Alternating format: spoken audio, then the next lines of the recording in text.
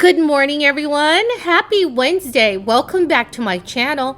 This is your fourth stimulus check update and daily news report. So House of Representatives just approved a new $3.5 trillion budget plan. The Internal Revenue Service made a new announcement on the next round of stimulus payments. This coming Friday, I will be giving away Walmart gift cards. To enter the giveaway, all you have to do is subscribe to my channel, like this video, and also remember please to leave a comment below.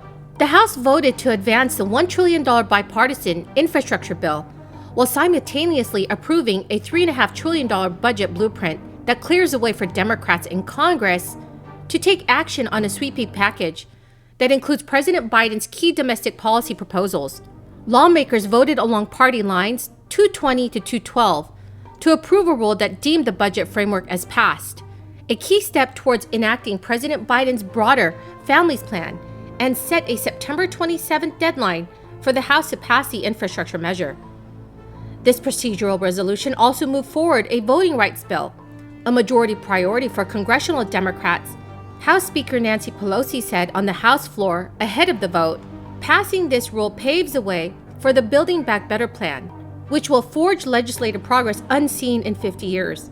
Passing this rule paves the way for the Building Back Better plan, which will forge legislative progress unseen in 50 years, that will stand for generations alongside the New Deal and the Great Society. Any delay in passing the rule threatens the Build Back Better plan, as well as the voting rights reform, also as well as a bipartisan infrastructure bill. We cannot surrender our leverage.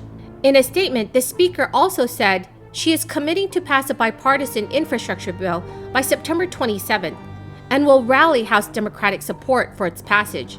President Biden praised Congress's progress on his Build Back Better agenda, saying that the country is a step closer to truly investing in the American people. The vote in the House was initially set up to take place on Monday evening, but was delayed after Pelosi and a group of moderate Democrats were at a stalemate over when the chamber would take up the bipartisan infrastructure plan passed by the Senate this month. The group of moderates, which started at 9 lawmakers and grew to 10 Monday, threatened to block the budget blueprint unless the House votes on the infrastructure bill first, which they said should be swiftly sent to Biden's desk. Congratulations to Terry Sewell for her relentless, persistent leadership and advocacy for this Voting Rights Act. Little did we know when it would be finally passed here in the House that John would not be with us. But I do know that he is with us in spirit, and as Congresswoman Sewell said earlier, he's kind of looking down on us with great pride. Certainly pride in Terry Sewell. The district that she represents is full of history, but she is making progress in addition to honoring that history. The district that she represents has seen great pain, but she wants to bring great change. And what better way than the vote to make things different. So much of the history, the protection of the vote happened in her state in Alabama. And I just want to tell this one story. I was recently, you know, the case is Shelby County versus Holder. That would be Eric Holder, the former Attorney General of the United States. Right now, he's working very hard to pass H.R. 4, H.R. 1, have fairness in our elections and the rest. And I saw him recently, and I said to his wife, Sharon, thank you for sharing Eric with us all, because the work he's doing for voting rights is just so remarkable, so remarkable. And she said to me, you don't have to thank me for his doing that work. And she showed me a picture of Lyndon Johnson signing the Voting Rights Act. Lucy Baines is right behind him. She was with all of you last week. When she was here with you before, she said, I was standing behind my daddy when they did the voting rights. She's standing right behind her daddy. But a few steps away is Sharon's sister. Yeah. She was the first one of the first to try to go to college in the University of Alabama that George Wallace prevented. So she said, you don't have to thank me for the work that he does for voting rights. It's completely in our family. So John Lewis was about connections, and how he fought the fight himself, revered the path that brought him to the place he was. Nancy Pelosi, meanwhile, had repeatedly said that the House would not vote on the infrastructure plan, which focuses on physical infrastructure and left out many of Democrats' priorities, until the Senate passes a sweeping social spending plan. Progressive Democrats have threatened not to support the bipartisan infrastructure bill until the larger package wins Senate approval. Soon after they voted on Tuesday, the Congressional Progressive Caucus reiterated its position, saying that its members will only vote for the infrastructure bill after passing the reconciliation bill. Democrats are using a process called budget reconciliation to approve the larger spending package, which will include Biden's plans for child and elder care, an expansion of Medicare, universal pre-K, and family and sick leave. Passage of the budget framework is the first step in that process, and its approval allows a Democratic-led Congress to fast-track the sweeping families measure and pass the Senate without any GOP support.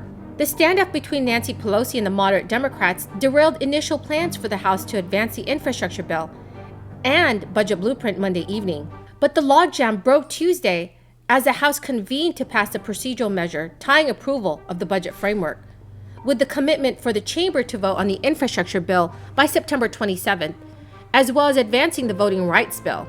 At this point, we're almost at the halfway mark in the federal government's distribution of the 6-check series of child tax credit payments. At this point, we're almost at the halfway mark in the federal government's distribution of a 6-check series of child tax credit payments. These payments stem from the $1.9 trillion relief legislation that Congress passed and President Biden signed back in March. We are a little more than 3 weeks out from the third child tax credit check being sent out by the IRS. That is scheduled to happen on September 15th. And these checks, remember, are one half of an advance payment of the temporary expanded child tax credit, with the second half of the total amount scheduled to come next year as a normal tax credit.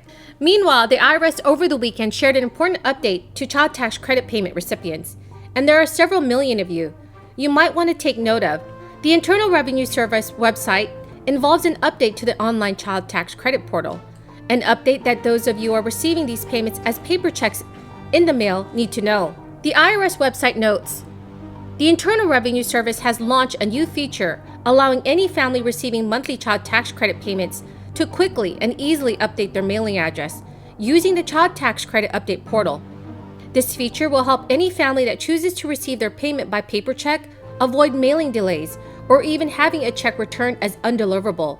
Any family can have their September check and all future checks sent to their new address by using the portal to make an address change request. Since we are almost halfway through the child tax credit distribution, here is something else to know. The Internal Revenue Service says it will mail out a year-end summary, which will be called Letter 6419, to all taxpayers who receive these checks, which again is also one more reason why having the right address on file with the tax agency is very important. So everyone, that's the end of the video for this morning. Thank you so very much for joining me here today. This Friday, I will be giving away Walmart gift cards. Please enter my giveaway by subscribing to my channel, liking this video, and also remember to leave a comment below. Thank you so much, everyone, and have a very blessed day.